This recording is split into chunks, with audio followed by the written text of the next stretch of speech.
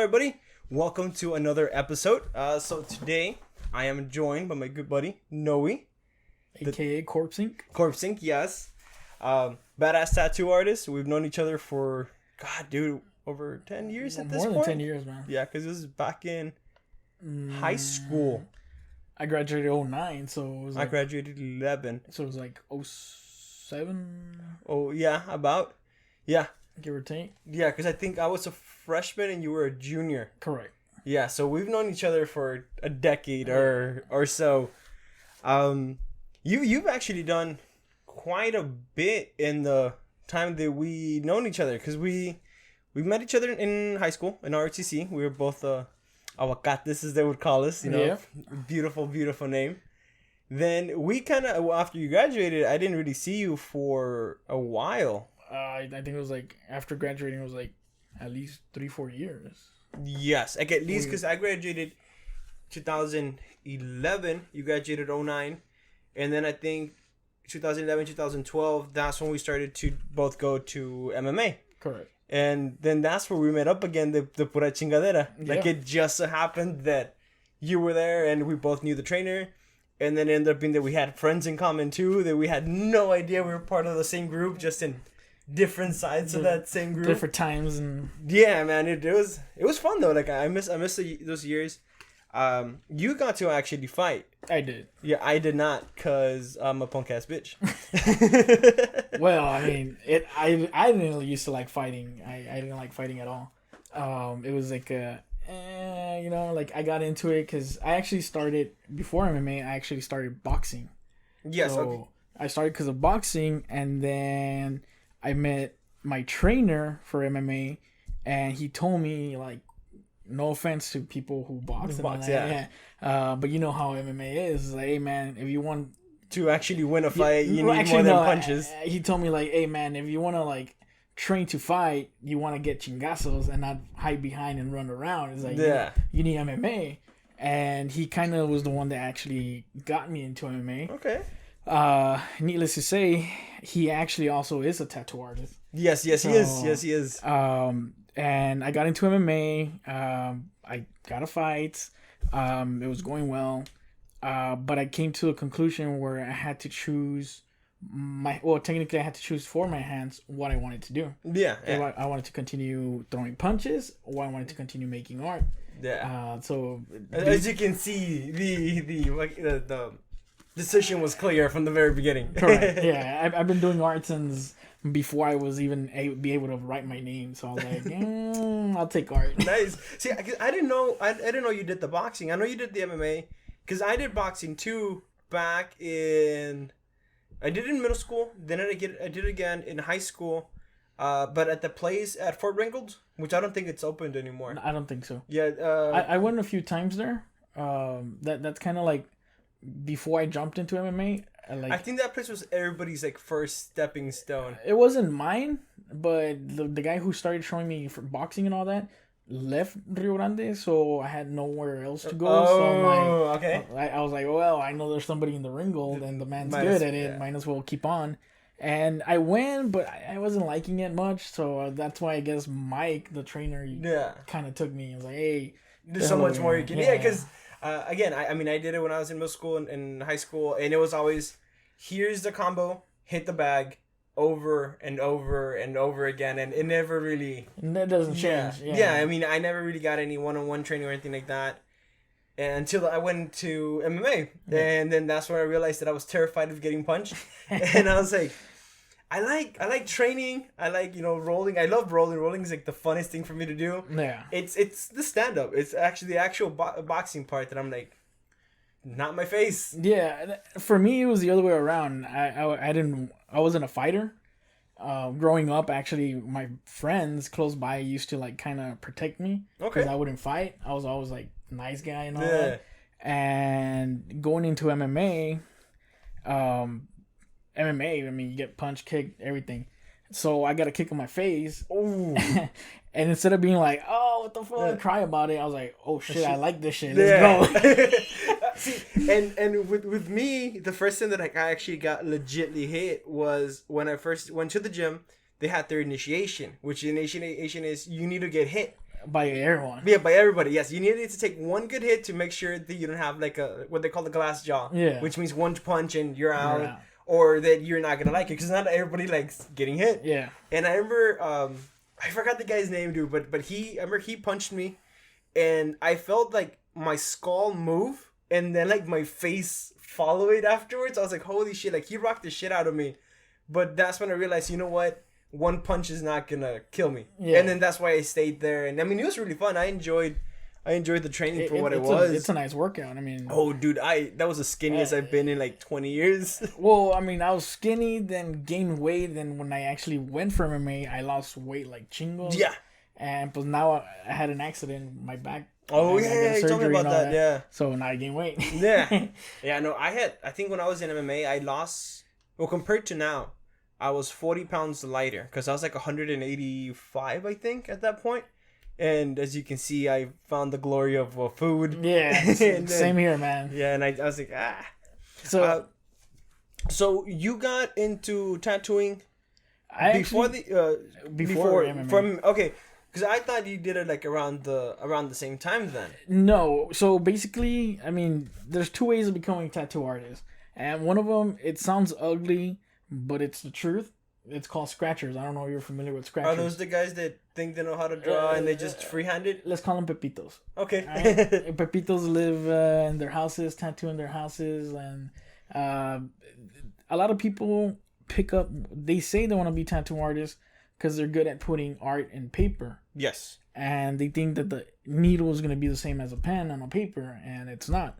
So they call them scratchers because technically what they're doing is they're scratching, trying to do a tattoo how they draw on paper. Oh, so they're messing up the skin and stuff like that? Yeah, so that's where the word scratcher comes from. It's not nothing nice. Now it's like, oh, you're a scratcher just because you're not an actual established tattoo artist. Okay. Which is nothing bad because there's a bunch of people who have actually come out as scratchers and become famous tattoo artists. But I mean, at a certain point, you have to actually understand that, hey, in order to keep on being a tattoo artist or leading to becoming a tattoo artist, you have to get an apprenticeship or you have to go to school and actually... Yeah, so you can know what you're doing. Yeah, I remember I saw one show. It was like one of those tattoo shows. It wasn't Ink Masters or anything like that. It was like this other dude, I guess he's like a real famous tattoo artist. His logo's like a rooster. I'm not sure if you know. But that was one of the things was that he had an apprentice which was a friend of his, and like normally I don't take in friends because it's a lot of work. So like he had him working for months tattooing an orange because according to him an orange is a lot like the skin of a person because it has layers. Or the cantaloupes, the green cantaloupes. Yes, you can do that as well. Yeah, it's true. It's like you need to do that so that you don't do I think they're called blow ups. Yeah, or something like that. When basically so tattooing. When you're tattooing, you need to learn depth, which is how much the needle is going to go inside. And that is one of the main things you have to learn. Yeah. Because there are 3 layers on the skin. We're barely penetrating the first layer. We cannot go over the second nor the third. So what happens is if you hit anywhere, like let's say you go all the way to the third, you're going to have that blowout. The ink's going to go running. Yeah. There's going to be a line and then all the ink at the bottom is going to spray it. And then you're gonna scar, so that's the worst thing. And that's what you actually have to learn on doing that. And that's one of the reasons why they tell you, hey, go become an apprentice or go to some school to learn. I have my legs with like fucked up tattoos. That's where I actually started. So my first tattoo, which is what I was gonna ask, is like, have you ever tattooed yourself? And you just beat me to it. So all of that's just you. Yeah, and then I have my legs. And how do you do that? Like in an angle. Okay, so you could tattoo yourself. Okay. It will be easier tattooing you. So if I could tattoo myself, remember I have to stretch the skin and tattoo. Right here, I have to use my same hand for both stretching, tattooing. God, dude, that's like way too much work. And then when I started, the old machines back in the day, you have to hit the pedal. Yes, I've seen that. Okay, so when you're tattooing, especially your leg, you're tattooing your leg and your other leg's pressing the pedal, and it's telling you like, motherfucker, like, let go of that fucking leg. You're hurting us. So it's kind of hard. And I've heard, again, I've never had any tattoo work. I've always wanted to, but I've always been like, do I really? What do I want to get? And kind of stuff like that. But I've heard that there's like this thing where when you're getting, like, let's say for example, you're getting like a tattoo on your shoulder, you'll actually feel it somewhere else. So actually, that one is basically when it comes from here up. So or anywhere that nerves pass by. So if you're close by to the nerves, you're always gonna feel it a little bit like 2 inches higher. And it has to do with the nerves. So like I've had people that I'm tattooing their neck or close by to the neck, and they feel that I'm over here close to the ear, and they're like, dude, like, what the hell are you doing? Like, I told you stay like where I could cover it with the shirt, with the shirt or something. Like, hey man, it's your nerves. I'm still here. Yeah. Because a buddy of mine, we were actually talking about it yesterday. He was saying that when he got his tattoo on his shoulder, he actually felt it on his armpit, and he was like, why the heck? He's like, it hurt not because here. It's like, it hurt because it's like it was over down here. It felt like they were pinching me, and that's what messed me up. And he's also told me that, like, he's seen people that when they're getting like a tattoo on their foot, that their thigh will start shaking and stuff like that. And it's like the nerves, man. The nerves. That's trippy to me. So yeah, and as a tattoo artist, like, you need to like be aware of that, because I mean, there's sometimes like we could poke somewhere and the person's gonna jump or something. So it's something we need to be ready for. So how do you guys do it? Let's say for example, because I'm like super ticklish, right? So how do you tattoo a person that's super sensitive to touch? Because that has to be a nightmare. Patience. Okay, yeah. Because I'm like, that's another reason why I've never gotten a tattoo, is because I'm super ticklish. Like any little thing, and I'm like, step by yeah. I'm like, it happens. I'll put pressure on you. Like, they're trying to hold you down. Okay, so since you've been, because you know, when we met in MMA again, that was maybe 2011. Around there, give or take. Yeah. And you were already tattooing since then. So when did you officially like start on people? On people? Yes. Okay. Let's start like this. I started tattooing when I was 16. Okay. And the first tattoo I did was the first tattoo I got. Oh. So I started on myself. Okay. And the reason I started like that was because like I don't want to fuck people up. Yeah. So okay, let me start now. Before anything, I had no knowledge on tattooing. Like, it was just a whole like, oh, I'm just gonna draw a line and like I had no knowledge on tattooing at 16, and basically from there I had to learn. And little did I know that I was actually learning the way that most tattoo artists, when they take apprentice, they tell you like, bro, you're about to fuck up your legs. Yeah. Before you fuck up anybody else, you're gonna fuck up your own legs. Like you're gonna learn. You're gonna learn.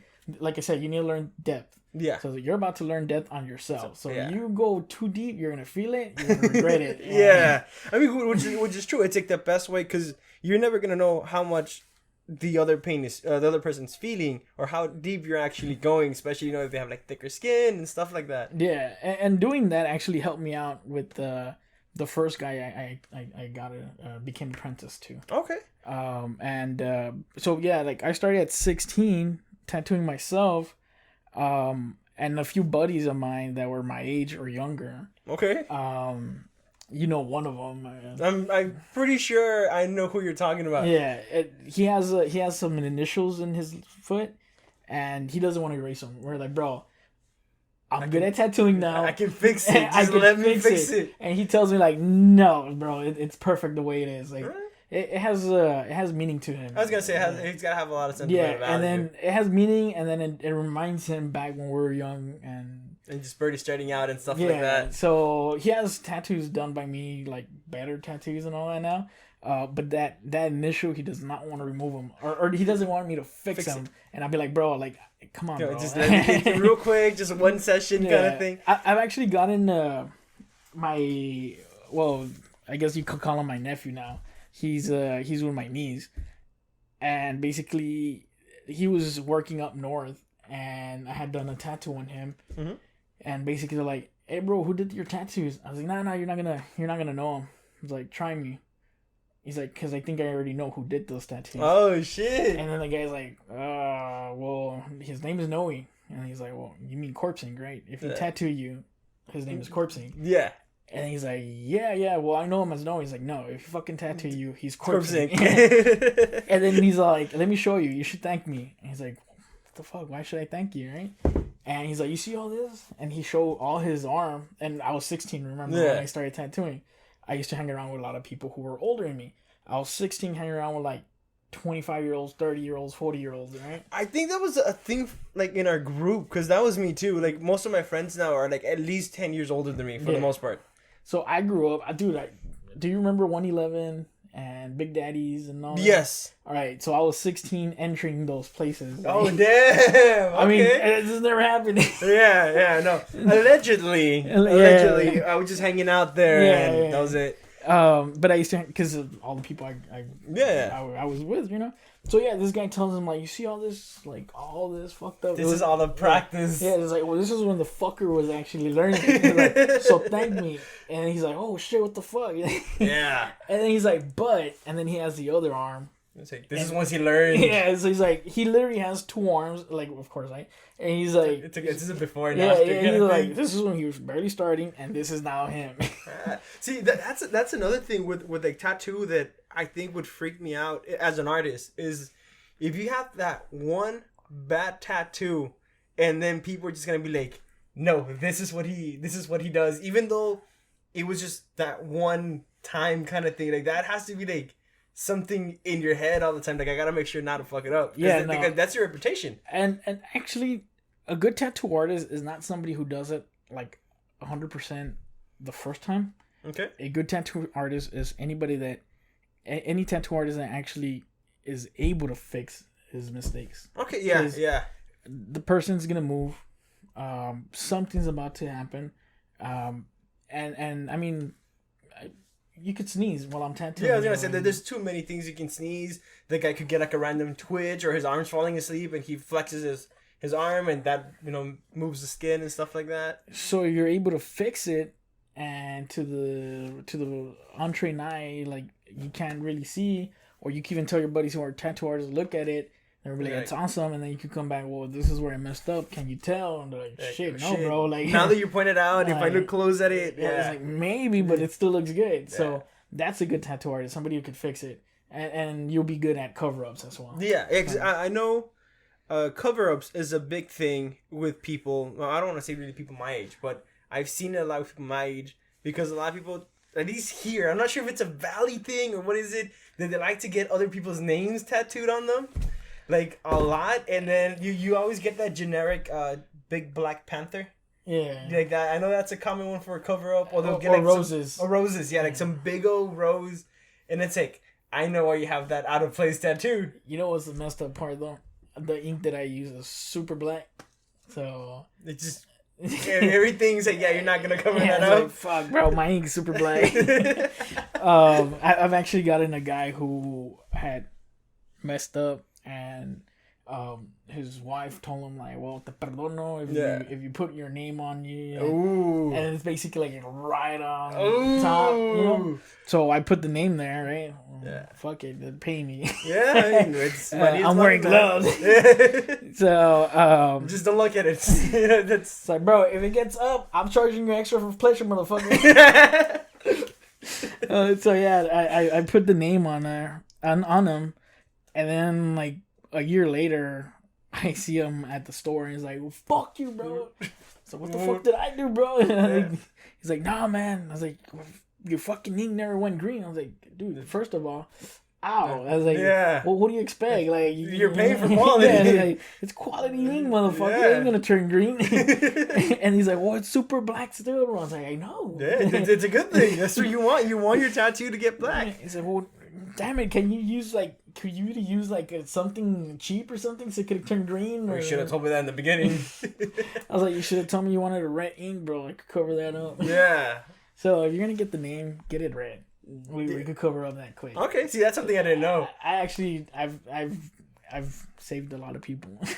So is that just a Valley thing then? It's everywhere. It's everywhere. Okay, I was wondering that's like, is that just a here thing, or is that like a? The way I see it, I see it like.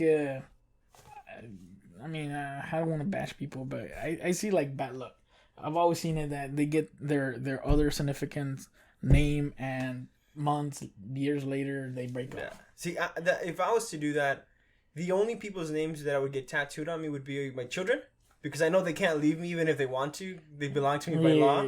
And maybe like my family or something. Yeah. You know, like my mom or dad. Blood related. Yeah, blood related. Like someone that I know cannot abandon me even if they want to. Yeah, I mean, they can't abandon you, but... yeah, I mean, it'll be really shitty of them to do. It's harder for them to get rid of you that way. Yeah, no.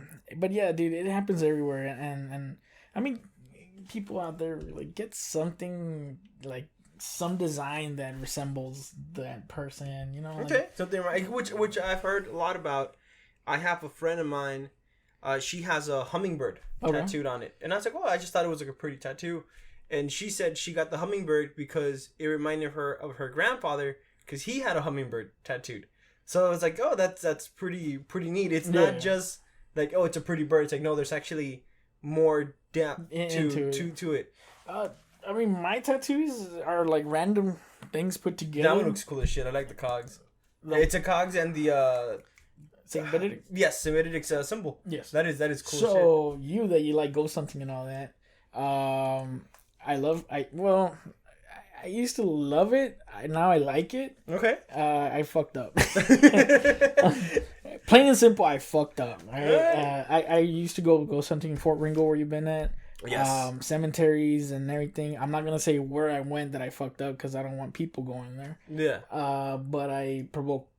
Oh, worst thing ever, and I brought something with me. Like, oh, dude, that is creepy. Yeah, so you had like poltergeist kind of shit, like shit moving around your house. Yeah, or I was asleep in the dark and I could feel like things moving, and dude, and I get my flashlights. I know you're there. Throwing water on the roof. Yeah, dude, like, I saw you. But yeah, dude, I messed up and I got into Saint Benedict. But the medallions I was getting from Saint Benedict, which were blessed, who end up breaking.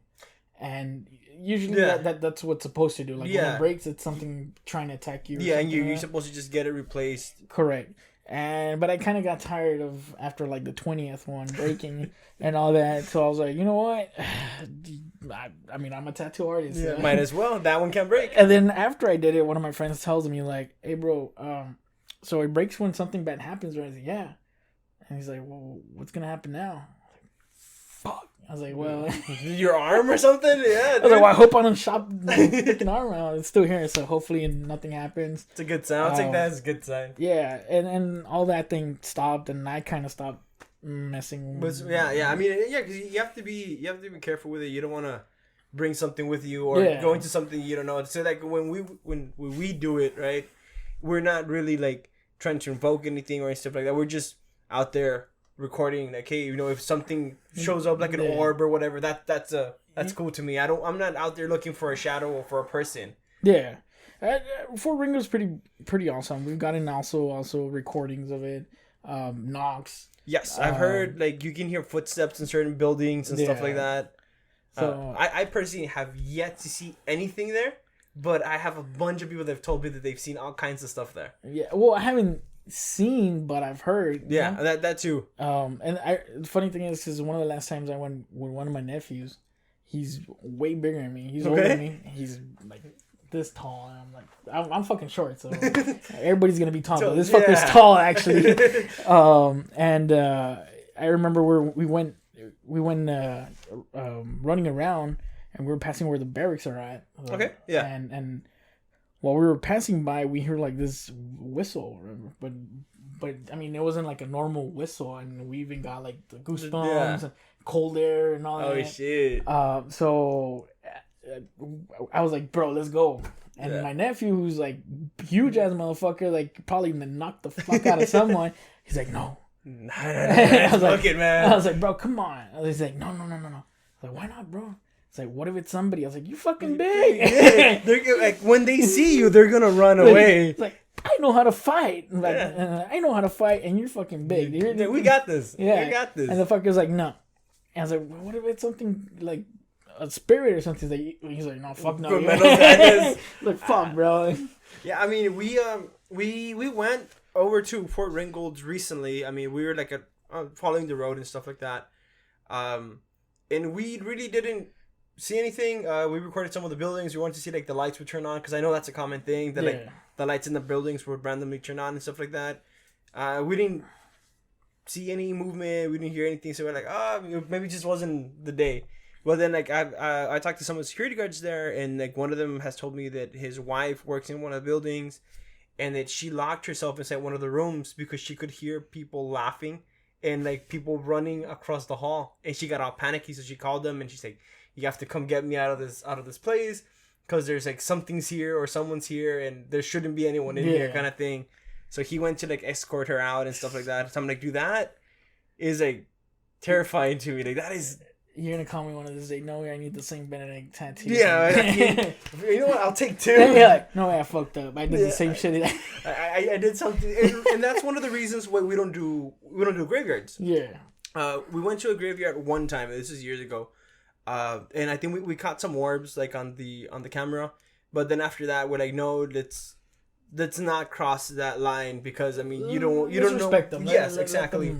It's like let them rest. You shouldn't be poking around where you're not supposed to be at. So that's where actually I went and fucked up. That's what I kind of figured. That's what I was like, yeah, we don't do graveyards. That's one of the things that we're like, let them rest. Yeah, let them rest. You don't want to get one of them angry or whatever. But if it happens, I'll be waiting with you with the same aquí en el mero medio. Yeah, like, I know exactly where to put it. I actually I had a lot of the would you call them talismans? The Saint Benedicts. Because they're the key. It's a medallion. Because mine were the keys. That's the ones that I would get. Okay. So, pretty much same thing. If the key breaks, you get it replaced. As long as it has the medallion, because it's a medallion. Yes, it's a medallion, and then mine you could put anything. Yeah, mine was a medallion, and then it had like the old school keys on it. Yes.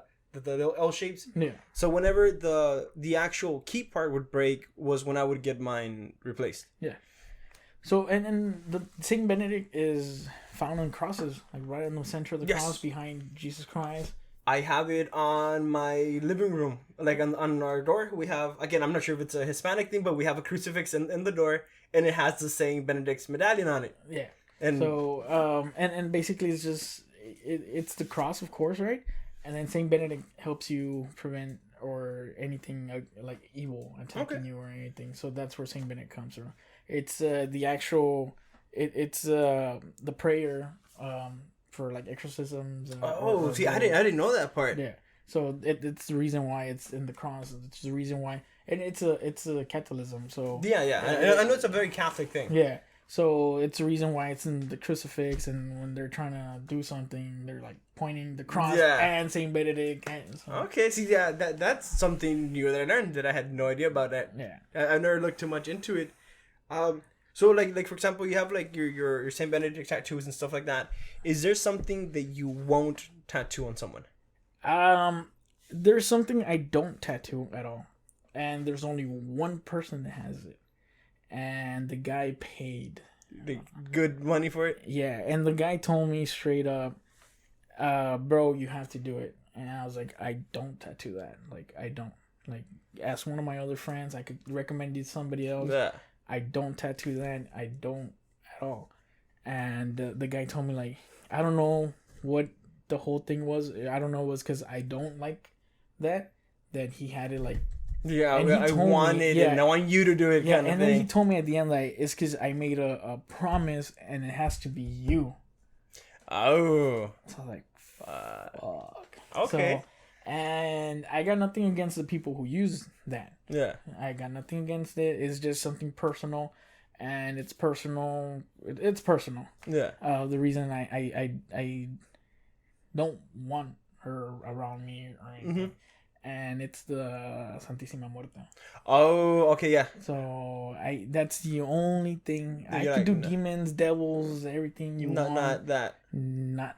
Which I mean, again, it's very understandable. I don't know if it's our culture thing, but that's a very big thing. Like it's a legit. It's like, to some people that's the same as like worshiping Jesus and stuff like that. Like you go to a household that has Jesus, you'll go to a household that has a Santísima on it. Like it's. To that extent, it's nothing bad. I mean, it's your belief. Yeah, to each their own. It's just I had a personal thing. Yeah, with which I've heard from a couple of people too. Like I always thought it was like, no, it's like superstition, but then I've had a couple of people tell me, you don't play around with it. That's what I've heard. I didn't worship her. Okay. It wasn't me. So so yeah, I didn't worship her. I don't use her. Have never used her, but it was around me while growing up. Okay. And it was pretty bad.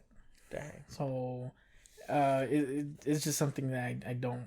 You don't partake in, and I understand. I mean, I don't either. And a lot of people have told me like I want the Santísima. I was like, I've covered some up. Okay. And I'm gladly covering it up. Yeah. But you just won't. It's not in you. And that one person that has it, something that I could have charged him like $400. Because it wasn't even that big. Yeah. He paid like 4 times the price. God. Like he was dedicated that he really wanted that. Yeah, and I told him, you know what? And I gave him the instructions. Like, this is how we're gonna do it. This is what's gonna happen. This is the plan. And I thought he was gonna back out, you know. Yeah. And especially when you go with like the price and stuff like that. Yeah. I know that's a big factor for like a lot of people. The price, he was putting the price like. Okay. He's like this. I was like no. And the guy was like, it was like we're like on a freaking what's it called, like the bidding wars. Yeah. I was like no. He's like no. That's like I was like shit. That's it. How many zeros is that? I could keep your Mercedes. Amazing! I don't have to disconnect my phone this week. Awesome. So but that's something I won't do. And like I said, I have nothing against the people who worship her. It's just something personal for me. And I won't. That's the only one that exists by me, and the only one that will exist. Okay, so that's where you draw. Yeah, I know certain people have like the things that they won't do. Like I won't do something that it's like too out there. Like there's like the really famous picture of the belly button, and it's like the cat. So it's like the cat's butt is the belly button. So I know people that are like, no, I won't do something like that. That I know you're gonna regret in the future. I advise them like, hey man, you sure you want this? Okay. If they keep on, I was like, all right, you're paying, so let's do it. You know. What I do a lot is depending what they want to get, some stuff are related to gangs or affiliated with some mob or something.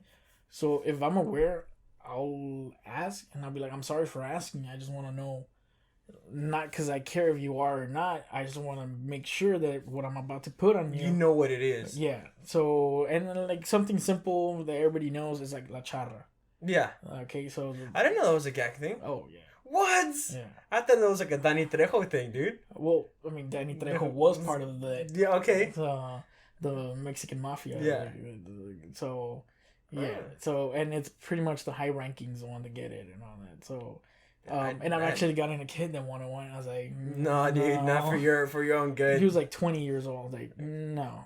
And I was like, do you know what it means? He's like, no, why? Like, and then I kind of explained to him. He's like, "Well, I've been in jail." I was like, "No, this not is counting." I was like, "I'm talking federal. I'm talking like you're stuff where you're probably not going to see your family again, kind of thing." Yeah, and then I'm like, and if you're not, bro, they're either gonna burn it, chop it, or something. Yeah, because I've heard about that again. Because TV is my main source of the outside world, and I think I was seeing one of the episodes where it's like world's deadliest prisons. It was one of those prison ones, and they're like. A lot of people go in here to get tattoos that they don't know what they mean. So it's like, I forgot what the tattoo was. Like, this tattoo means that you're a thief. So if they see you with that, like, people are just going to beat on you and stuff like that. Because you've already been branded. Yeah. And you branded yourself technically. Technically, back in the day, tattoos were meant to brand you what you were. Like, what kind of, if you're like a prisoner for this or a thief or like you said. I know for a fact back in the day, was it? I'm not too sure if it was Ireland area or so. They used to put daggers. Okay. And daggers meant that you were like a killer. No, not really. Actually, that you were like a molester type of thing. Oh. Okay. So yeah, that was a big old target on your back. Yeah, because I mean I know that's still a thing. Like I know a really popular ones. Like they get like the gang signs. Yeah. Right. They'll get like the 3 dots or whatever it is, and then you go to jail and you're not part of that gang, and it's like. That's like not really too much. Okay. But like there is actual tattoos like the charra, like I was telling you. Like there's some like there's like the scorpions or like like there's like some tattoos that it's like I really need to make sure who you okay, yeah. See, not that who you are, but I just want to make sure you're associated with them. Yeah, before you get in trouble unknowingly. And sometimes I've landed where they're not part of it, and I kind of save them, or they're part of it, and they're like, why? What do you care? I just want to make sure I'm not putting something on someone that doesn't belong with you all. Yeah. And they'll be like, oh, okay, well, thanks for looking up for us. Yeah. So it's tricky, man. Like, yeah, no, and I've heard that's a very common thing in other groups too. Like I know bikers is another one. Like you can't have certain patches if you're not affiliated. Because I mean, there's a lot of biker gangs. Yeah. So it's like if you're not affiliated, the big one be like the Hell's Angels and stuff like that. Like they have like certain dress codes that you can colors follow. And everything. Colors, yeah. It's like, dude, that's scary, man. Because I'm like, I don't even leave my house, and now I can't do all this stuff because I can get shot or something. Yeah. I mean, the good thing about tattooing is that it's becoming more for the art. Yeah. But you still have here and there little things and I feel like it's something that's becoming a lot more mainstream than it was before. Because I remember when I was a kid, someone with tattoos was like a big taboo. It was like, no, it's drogadito and this and that, and like they had this real negative connotation to them. And even when I was a teenager, for a good portion of that, it was like you don't want to be affiliated with them because people that have tattoos are bad people. And then when I grew up, I met people with tattoos, and I was like, these are like some of the nicest people that I know. Like it's like nada que ver. Like most of my friends have at least one tattoo. I think I only have like 3 friends that don't have tattoos. And you're like, what's wrong with you? Exactly. It's like what's wrong with me? Yeah, it's like everybody else has a tattoo or has a piercing that I hang out with. Like I'm one of the few that doesn't have either or. And even then, I had piercings back in the day. It's just that they closed up and shit. So is that still something that like you as a tattoo artist have to deal with, like that negative connotation when you go somewhere? Yeah, no. I mean, depends like the age. Like so I used to work for dialysis. Yes, yeah. Okay. So I was working for dialysis, and I was the only dude in there with gauges and tattoos. I didn't even know they allowed people to have gauges at the hospitals and stuff like that. So the world's becoming a little bit more open. The only thing when they told me when I started is like, hey, try to kind of like hide them, no new ones. Hide them, like no new ones. Try to hide them a little bit while the people start to know you. And there's this man, que en paz descanse, he just passed away not so long ago, and that man, it was old school, like real old school, and he was a nice man. He was like a sweet man and all that, but when he found out I had tattoos, gosh, bro. Bro, like, I mean, I'm here trying to save his life, like for 2 more days or so doing dialysis. And that man was like, no, desde cuando agarraron convictos? Like, when did y'all get criminals in here? And I mean, shit, man. He would tell me a bunch of shit. Which I believe, because, I mean, like, from my family, I have a relative that still have that mentality. Like, if you have tattoos, it's because you've been in prison or you're part of a gang or you're druggy. Yeah. Like, that's... And the good thing is, like, I've been in sales for quite a while. Like, so I'm kind of used to people being pretty much dicks and so hearing this man complain and saying me all this shit is like, hey, man, he's sick, let him say all these things so he could feel better.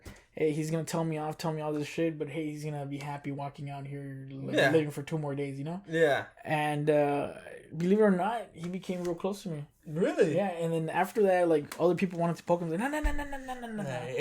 Yeah, he's like, tráeme el de los tatuajes. Ustedes no saben poner agujas, man. Like, y'all don't know how to put needles in here. That fucker does that for his living here and out there. Yeah. See, that's cool, man. Because again, when I was growing up, I always had this real negative connotation to it. Like, you don't want to associate yourself with them and stuff like that. I still get it once in a while. They still look at me once in a while here and there. But it depends what you put on yourself, and it depends your personality as well. Yeah. If you have a good personality, it doesn't matter how you look or anything. Like, it all depends. But you will encounter once in a while people that still hate tattoos or associate bad things with tattoos. And I love being in Louisiana, and I've never ever felt like mistreated or anything until one time. Okay. And it was a white cop.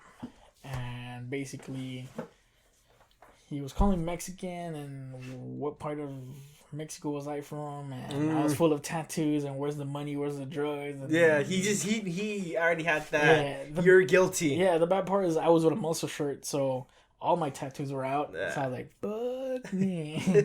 But other than that, that's been the only time that I actually could say like I really, really felt being judged because I had tattoos.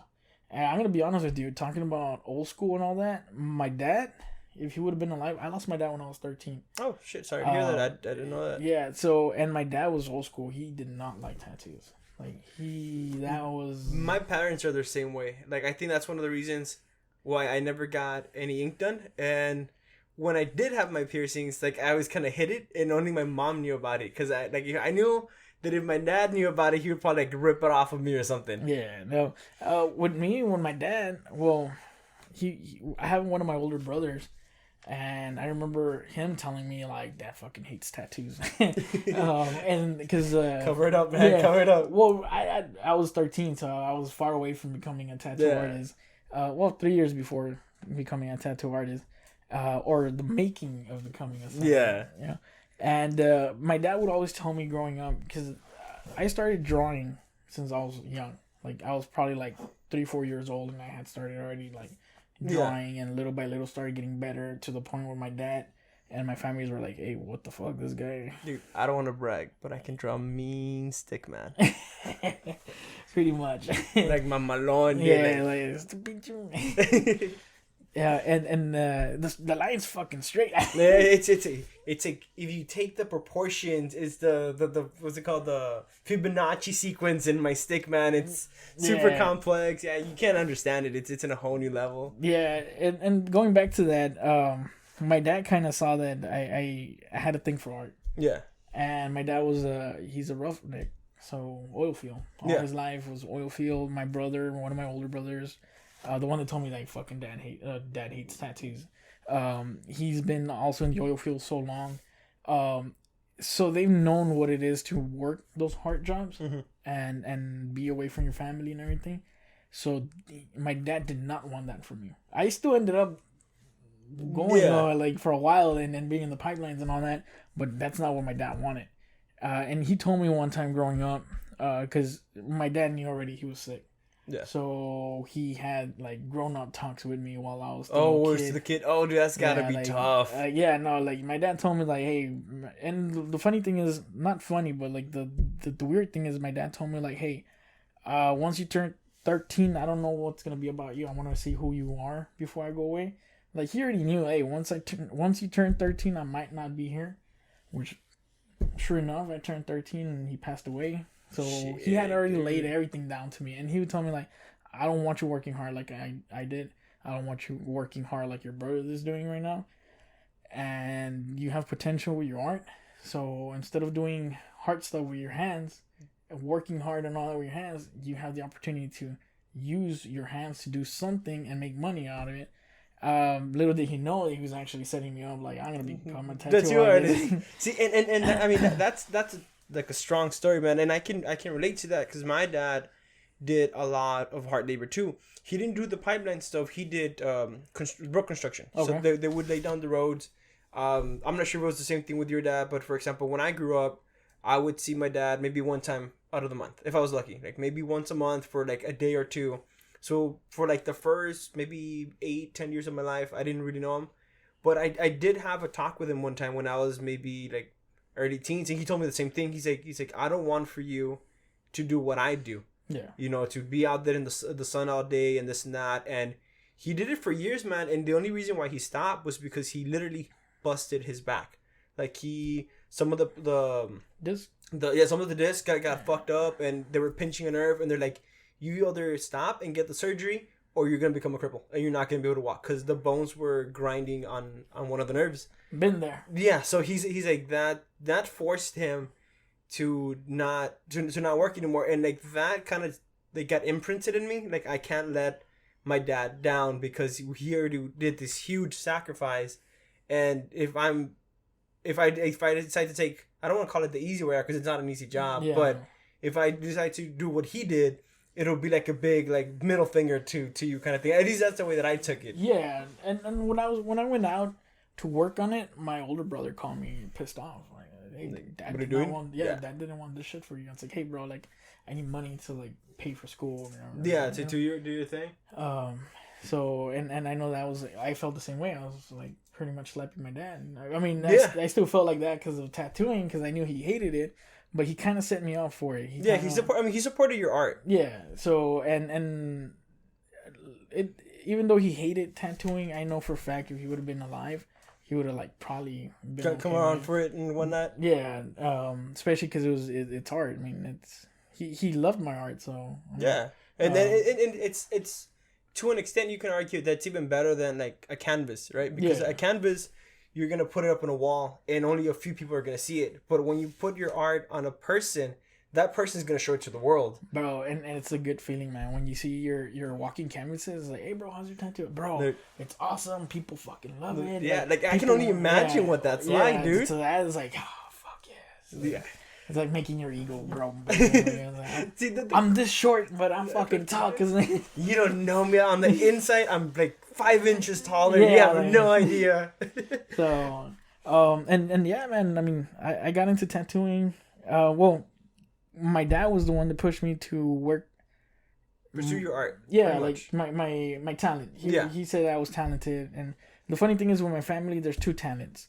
You're either a musician or you're visual art, like I am. Oh, okay. So, and most of my family has become musicians at one point or another. Like, it that runs in my family. So my family doesn't really have that. I'm the first actual musician that I'm aware of. Like, I'm the only one that like picked up an instrument. And I was like, hey man, this is fun. Yeah. And my parents, like, at first were kind of like he's gonna get over it or whatever. Exactly. Like, oh, tú eres de esos rockeros and this and that. And now, like, yeah, pretty much. I remember, like, as a kid, my mom told me, like, well, you know that rock stars are drug addicts, right?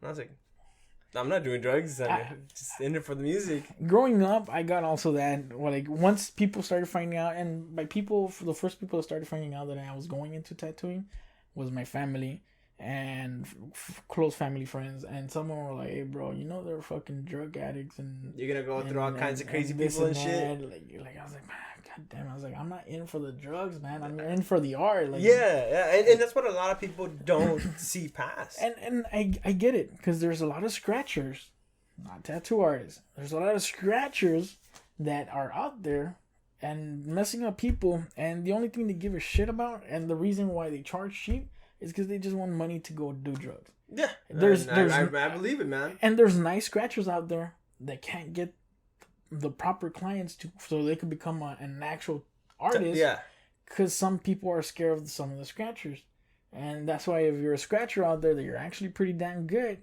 go into a tattoo shop, tell them, hey, I want to be an apprentice. I'm not gonna lie to you. Being an apprentice is hard, and they're gonna push you, and they're gonna want to break you and find out if you're in it or you're not. You know. Yeah. So they're not gonna give it to you easy. You know. You're really gonna have to work for it. Sometimes you'll have the luck that the person is nice or something. You know. But yeah, I mean, I went through that. Like, a lot of people were like, oh, they're fucking drugs addicts, or which I mean, to me, that's a misconception that I always had, because to me was, if you're gonna get a tattoo done, never get it done by a guy who tattoos at his house. You always want to get a tattoo done by an actual shop, because I guess like going to the shop gives you that like warranty or that guarantee that, you know what, it's gonna be a decent tattoo at least. Like, worst case scenario, it's at least gonna be decent. I'll tell you this. Look into the art of the yeah, like go to a tattoo shop, because you know that it's gonna be somewhere that's safe. There's not gonna be animals or drugs or you know, everything's actually clean, and they're not using the same needle on like 4 dudes. Yeah, like that's, you want to stay in the shop because you know we gotta follow the state law.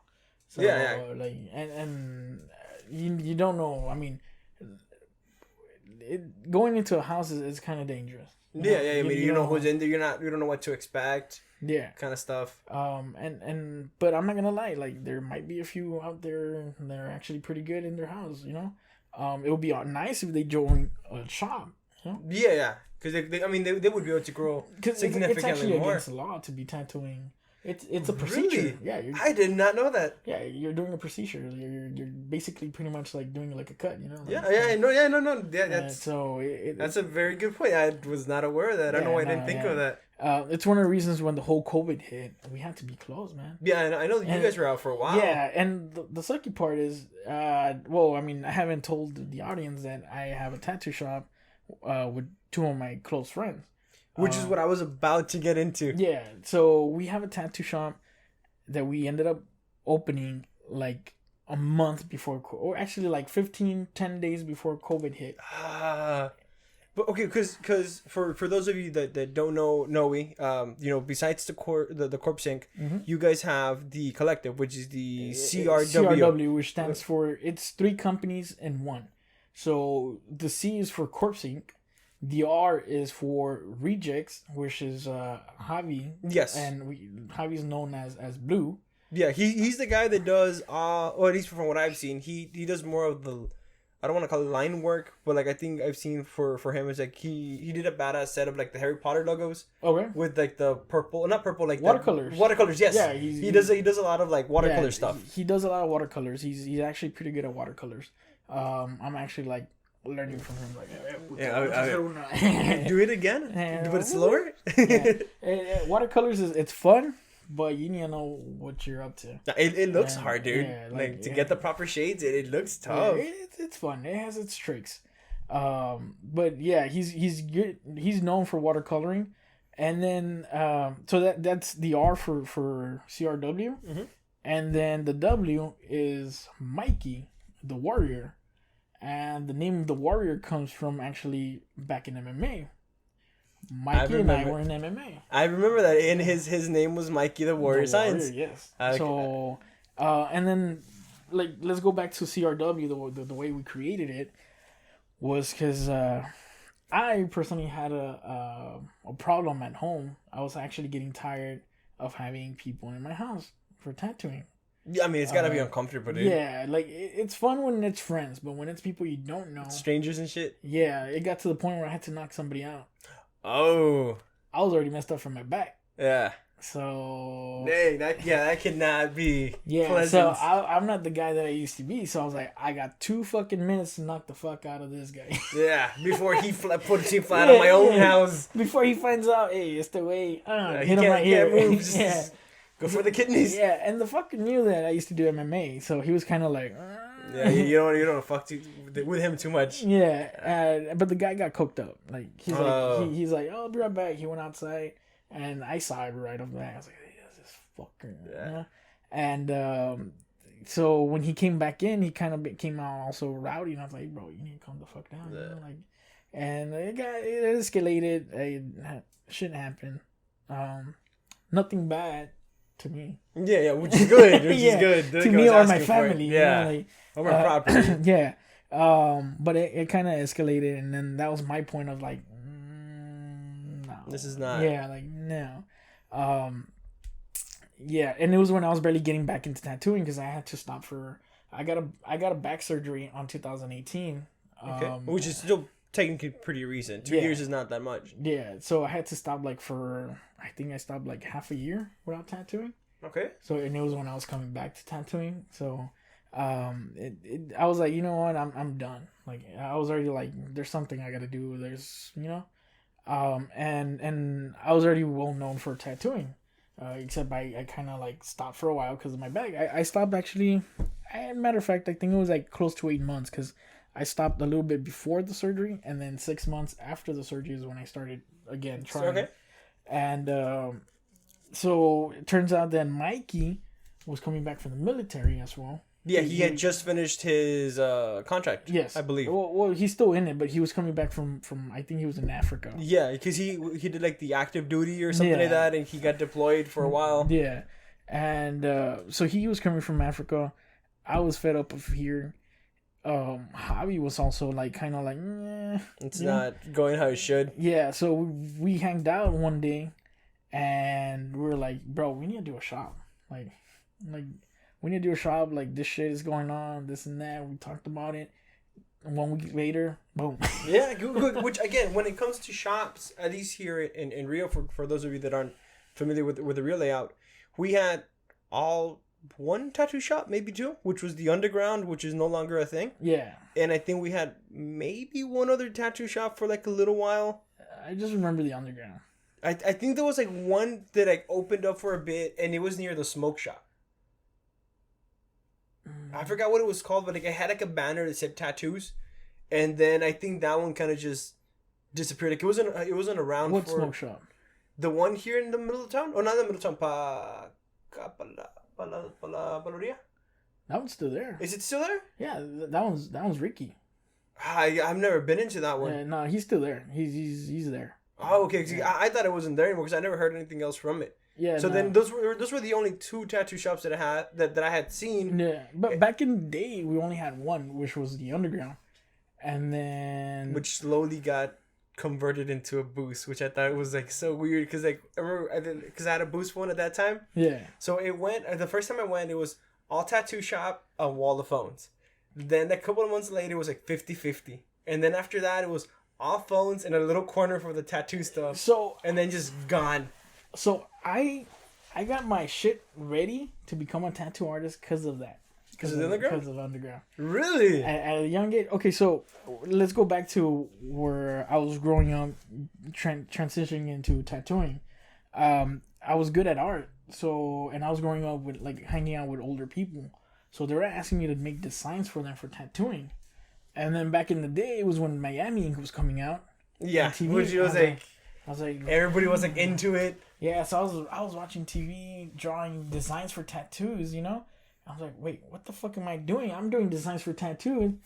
Why the hell am I not doing the tattoos, you know? Yeah, might as well. It was in my head, though. It was in my head. It was in the back of my head. I was like, I think I want to try this shit, you know? And one time, I was always a little nerd. Growing up, I was a damn nerd. And yeah, because I'm stupid now. I lost my fucking smartness now. I became street smart now. There you go. It's a fair trade. Yeah. But yeah, I used to have my backpack all the time, and in my backpack I had one of those 2-inch binders. Yeah. That was full of drawings, the sketches. And, yeah, like crosses and roses, skulls. I mean, you name it. Like it was a book that I had, and I would sell literally art to people that wanted to get tattoos. And somebody, well, actually not. I don't know how it really happened, but after a while, I found out that one of the artists that was in there. Found out that most of the designs that will go into that shop, because it wasn't his shop. It was owned by someone else. Some of the designs that were going in was stamped or signed by the same person. So, and he found out that it was a young guy. So he pretty much, I don't know how it really happened or what, but my book got stolen. And I went in with my mom one time because we had to go pay our bill. Yeah. And first thing I see, boom, one of my drawings. I turn, boom, another of my drawings. And then where I would sign it, which I got smarter after that, where I signed it, it was ripped off. Yeah, they just... Which was in a corner. Stupid of me, I was young, you know? Yeah. It was ripped off.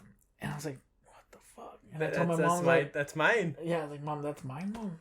It's like, oh, you see? Like, it looks like yours. And I was like, that is mine. And I told the guy, the owner wasn't around, but the guy was there. And I was like, bro, that's my drawing. No, it's not. What the fuck are you talking about? I was like, bro, that is my drawing. You're not going to tell me what I drew. Yeah. That is my work. Yeah, so, like, I got mad about it, and I got super mad.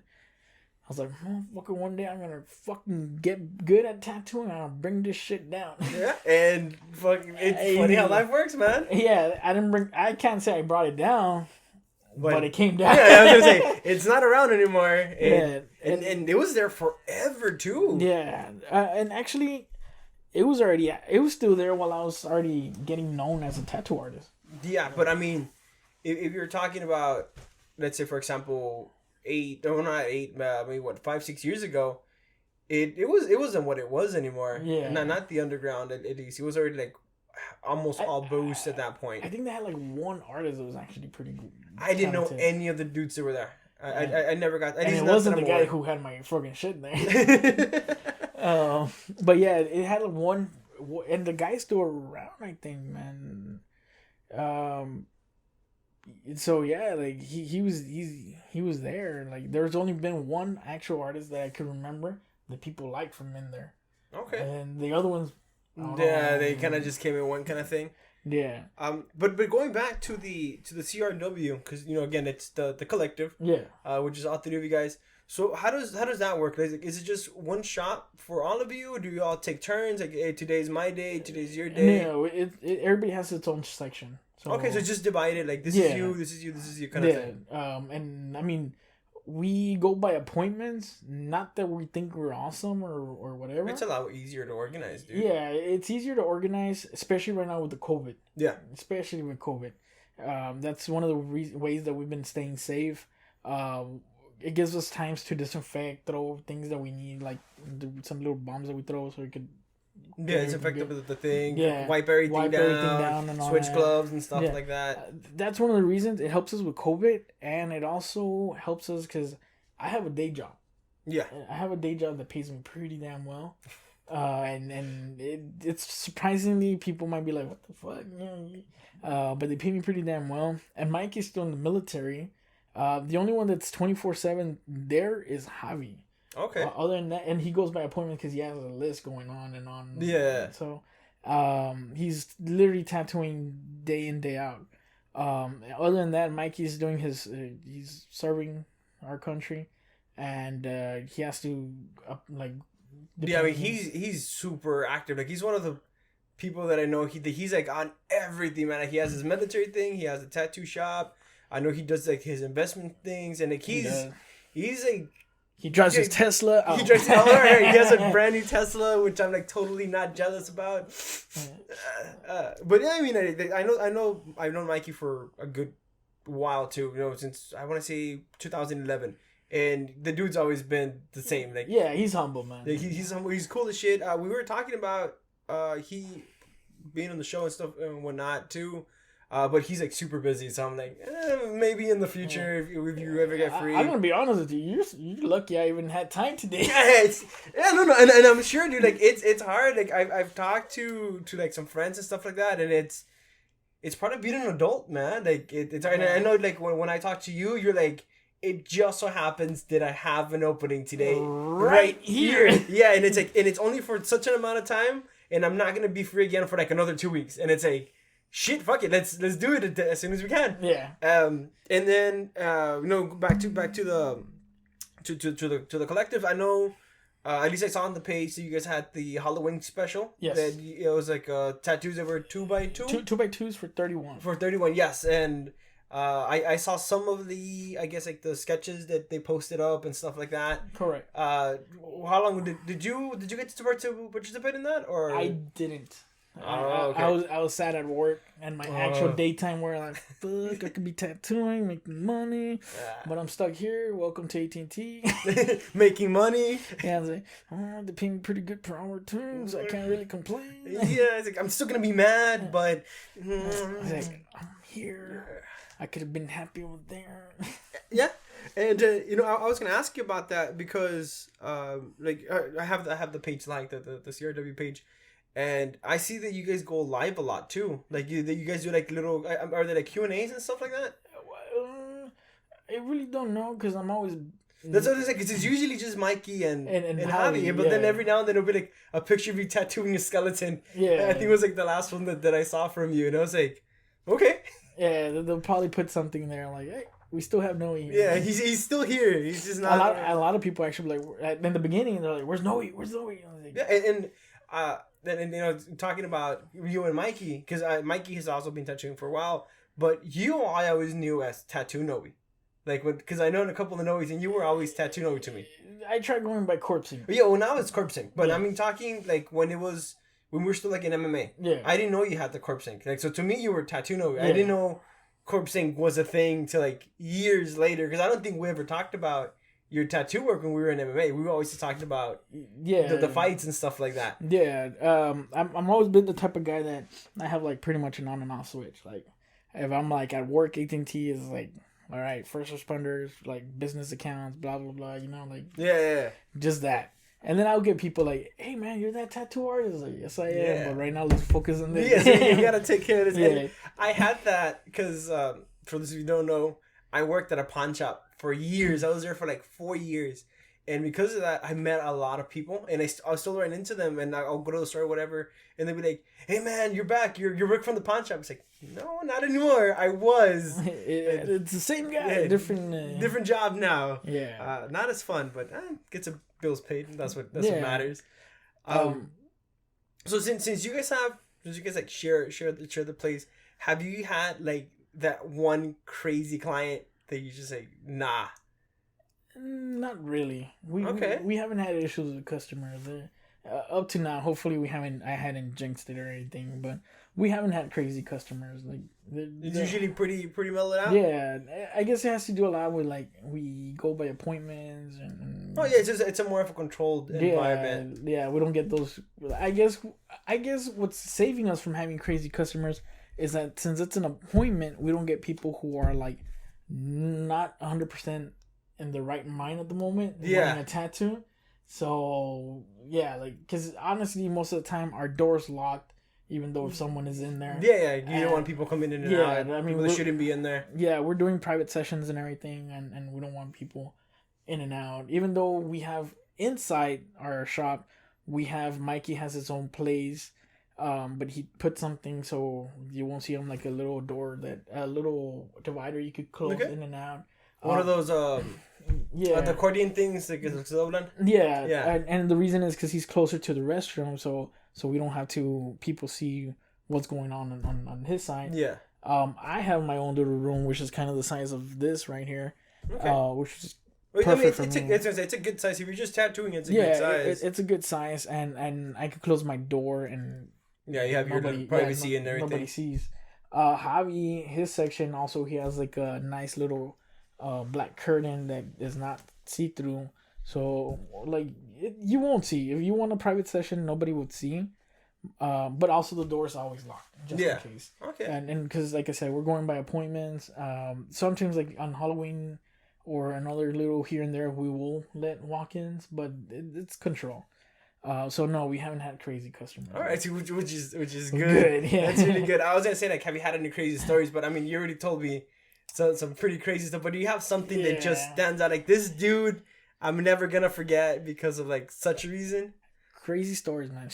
There's a bunch of crazy stories prior. I mean, I can only imagine. Yeah, no. Once in a while it'll get crazy, but it'll be like crazy because like they're asking for something, and I've gotten a guy who wanted a tattoo, did it on him how he wanted it. I was like, "Is there any way you can flip it around?" Like, what? It's already what? Yeah. Like, okay. And then his professional job that he does, I was like, how the hell are you there? I know at my current job and even my old job, they were their policy was like you can get tattoos as long as they're not visible. So you can't you can get a tattoo on your chest, whatever, just not on your arms unless you're wearing a long sleeve and you can cover it up. So that was like, I know that some workplaces are like that. I'm not sure if they're all like that. I mean, like the way he was thinking, like I did a tattoo on him and now he wanted to flip it around. I was like, bro, that's permanent. That's exactly what I told you. Let me get my white out real quick. You know, let me get the cheese grater. Oh God, dude! We're gonna have to let it heal for a month or more. Oh, dude, that's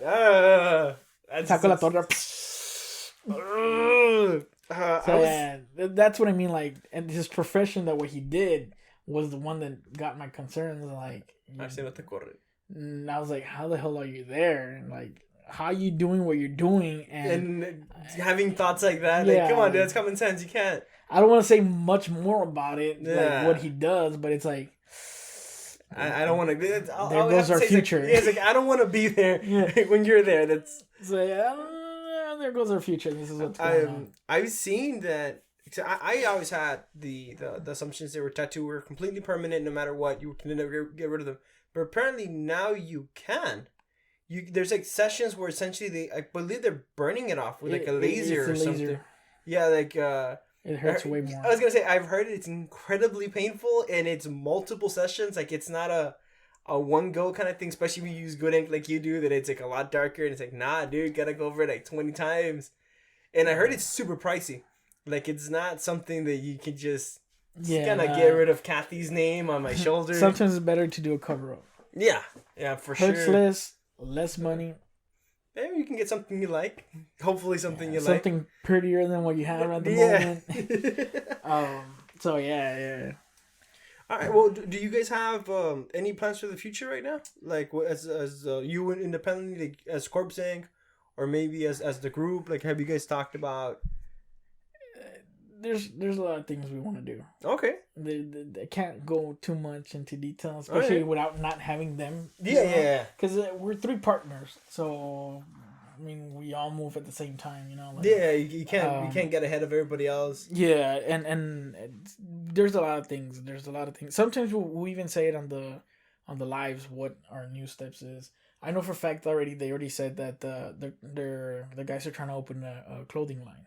Okay. See, I hadn't seen that. Yeah, Javi already started his part. But yeah. Wait, no. Yeah, I saw Javi's. Javi's stuff I have seen. Yes, his I saw. Yeah.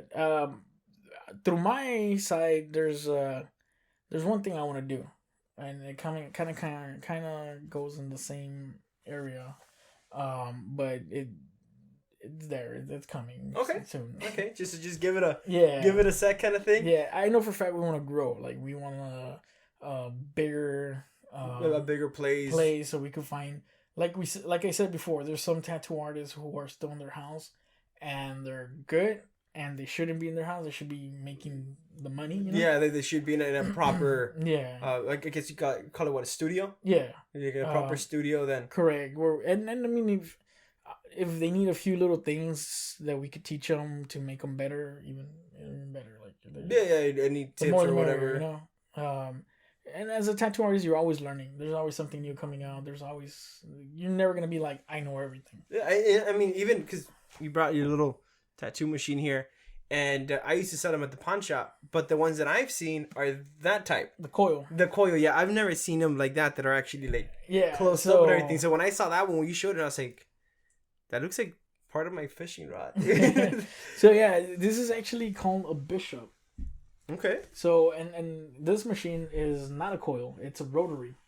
So it's basically, have you ever seen the prison ones made that have the little mortar inside? Yes. Yeah. All right. So it's exactly the same, except instead of prison style, it actually has. Made. Yeah. Okay. And the guy who makes them is an actual tattoo artist that he's been tattooing like for 40 years or so. Oh. And this is like the latest one. Now there's one that looks like a pen. Like that is it legit. It looks like a pen. You put the cartridge instead of needles now. They're called cartridges, which is shorter. Okay. And you start tattooing. You swap them out, and it's just as permanent. Oh, dang. And the good thing about rotaries, when it comes to customer wise, is you're not hearing like on the old coil ones that you hear the buzzing sound pretty loud. Which is when I think of a tattoo, I hear the zzz. Yeah, worse than that. Like people get scared with that, you know. Yeah. And this one's are real quiet. So you're basically going from a Ford to a Ferrari. Oh, okay, yeah. Because when I was at the pawn shop, we sold them for a little bit. We got to get like the kids, and every now and then we got like I believe they're called Black Horse or something like that. There's Iron Horse. Yeah, Iron Horse. Yeah, they're like the high end. Those are actually good when it comes to coil ones. Yeah, like I know we had a couple of those, and we had like 2 dudes that went in there, and they're like, dude, like this shit's like expensive, and I was like, I'm gonna be honest with you. I went once to the pawn shop, found some Iron Horse ones, and I saw them there, but there was a few things missing. Oh. And I told the guy like, hey bro, it's broken, bro. Like, you know, like I'm a salesman. Yeah. I was like, it's broken, bro. Like it's missing pieces. I'm gonna have to do this and that. Like, bro, you know what? They've been, and this was in McAllen.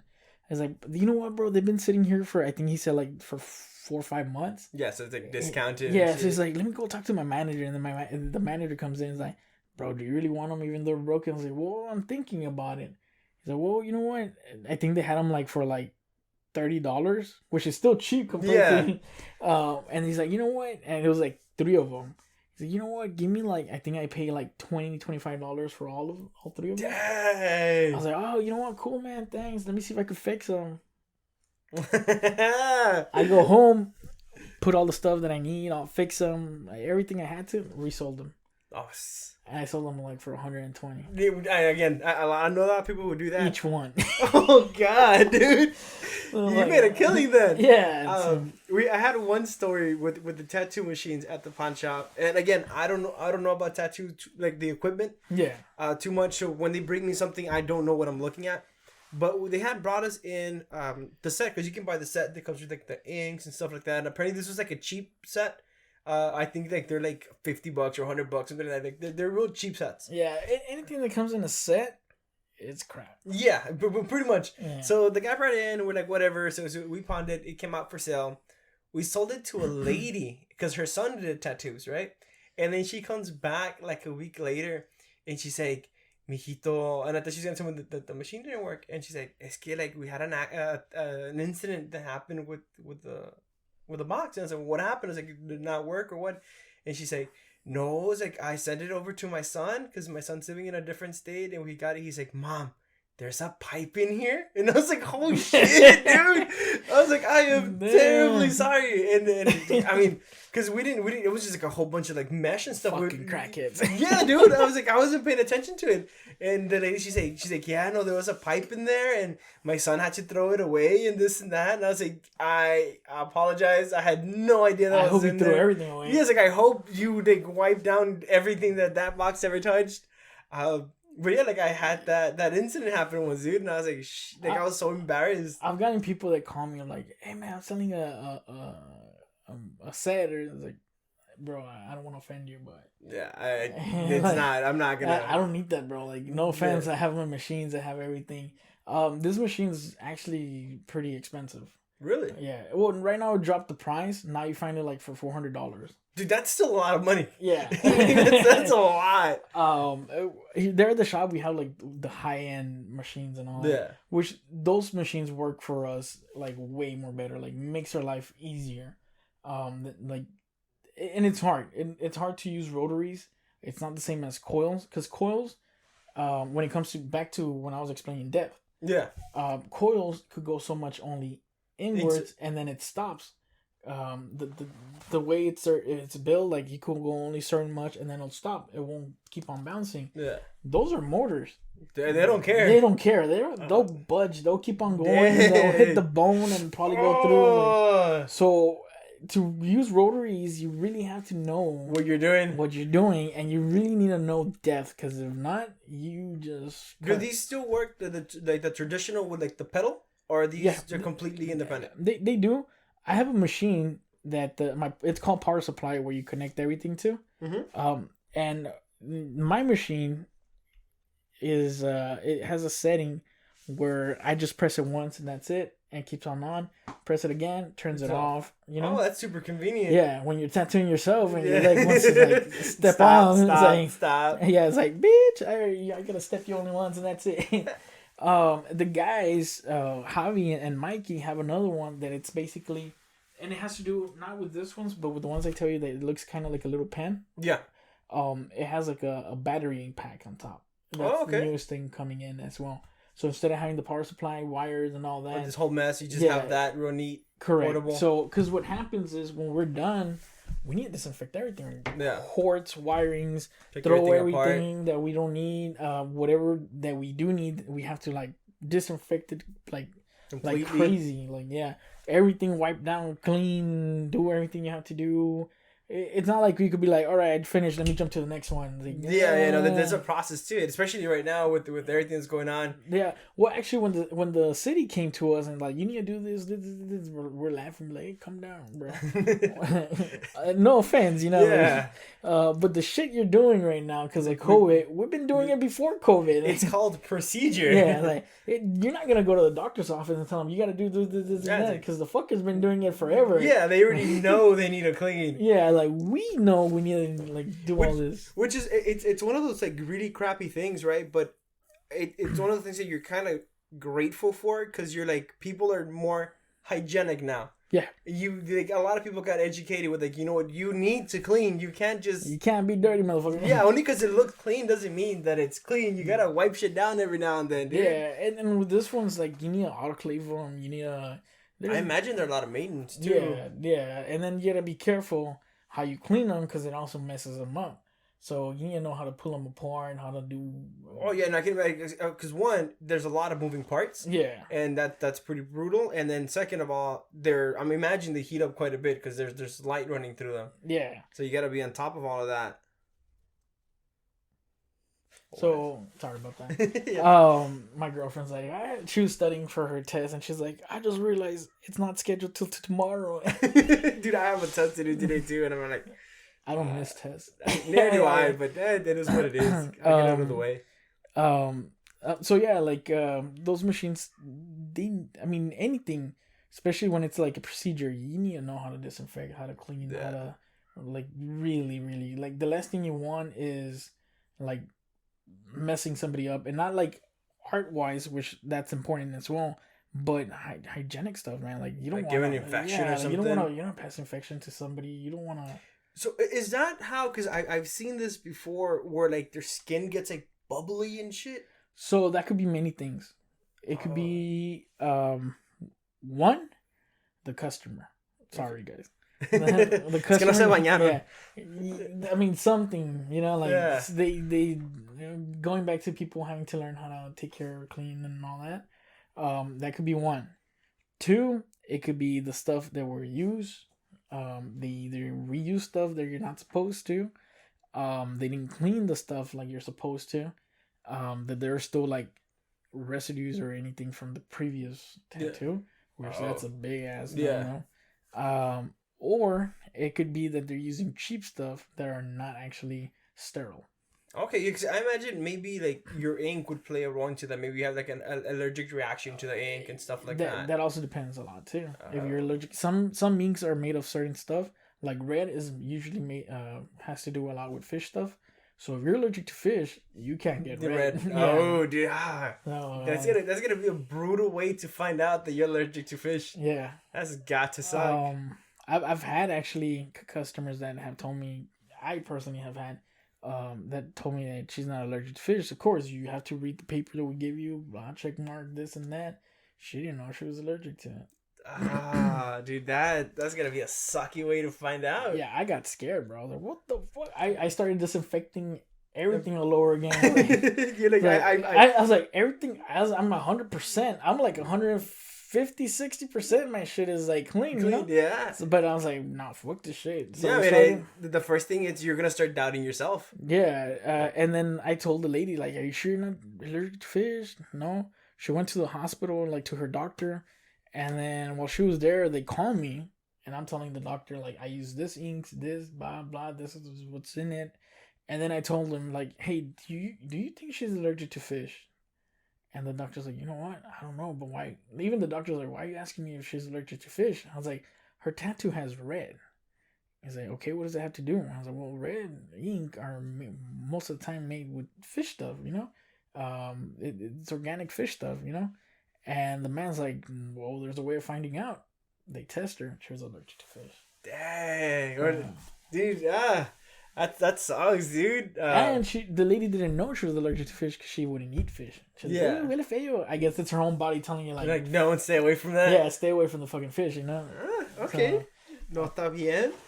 Well, I mean, we've been going at it for almost an hour and a half, dude. God, that went by real fast. Yes. So, again, for those guys that aren't too familiar with Noe CorpseInk at Facebook. You can find me as CorpseInk on Facebook. You can find me on Instagram. You can also find me on Snapchat. Sometimes I post stuff, like previews before starting, or sometimes I'll put it like on top of where I'm at. And I've seen you do that on the Facebook. Yeah. Where you'll be like, oh, today's work, and it'll be like the picture of the tattoo and stuff like that. Yeah. So I try posting up here and there. Sometimes I will forget. And then like days later, oh shit, I forgot I did this. Yeah. And then I have some stuff that I won't post on because of course it's private stuff. Yeah. And again, make sure that the client's cool with it and stuff like that. Yeah. So like again, if you guys aren't following, follow, give it a like. We're also around, so we have the Facebook, which is Tequila in the Jarro, Instagram, and we're also on YouTube. All have the same name, Tequila in the Jarro. Just that our YouTube uploads the videos 2 weeks later than the website does. So if you guys want to see like the newest stuff, you watch it here. If not, wait for it to be on YouTube. We've been talking about doing a bigger interview with you and the rest of your crew, but a ver qué pasa. We'll see if your crew can. Hey, we could all be there together. Yeah, we could all be there together, and we'll make it real pretty for you guys. Is there anything else that you want to promote? Basically at the moment, no. I mean, just if y'all ever interested, check it out. We also have the business itself, CRW Collective, has its own Facebook page as well. Yes, which is CRW Collective. Yeah. So I mean, if you're looking for a tattoo shop to go to, you want to stop by, you want to see our work, message us like directly to one of the artists that you're looking for. Like I said, it's 3 of us, myself, CorpseInk, Reject, which is Javi, and Warrior, the W for Mikey. For Mikey. I mean, if one or the other can't, or there's a style, like, we'll tell each other, like, hey, you know what? You want this style? It's more suited for this person. For this guy. Yeah. Like, we could do it because we're all, like, well-rounded, But sometimes you're like, hey, you know what? This guy it's a strong. Yeah, that's what he specializes more than the rest of us. Yeah, so we'll help each other out like that. Okay. All right. Cool. Well, like I said, we'll be trying to share some more of your stuff so people can go around and see that, because you do have some pretty badass artwork. Thanks.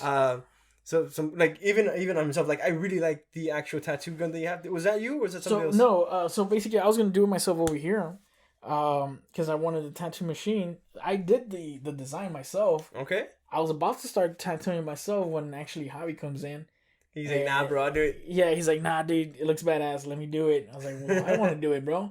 And then he convinced me because he's like, well, you tattoo with your right hand, so why are you gonna put your tattoo machine on the left? Yeah. I'm there like, fuck. All right, man. I hate that you're right. I was like, yeah, fuck you, man. All right, go for it. So I did the design, and Javi's gonna do the tattoo machine, which basically Javi did this one as well. Mike the trainer did this one. Yeah, all the tattoos I have are designed by me, tattooed by me, or your design, but somebody else did it for me. Yeah. Okay, not that bueno. All right, well, I guess we'll call it a wrap for today.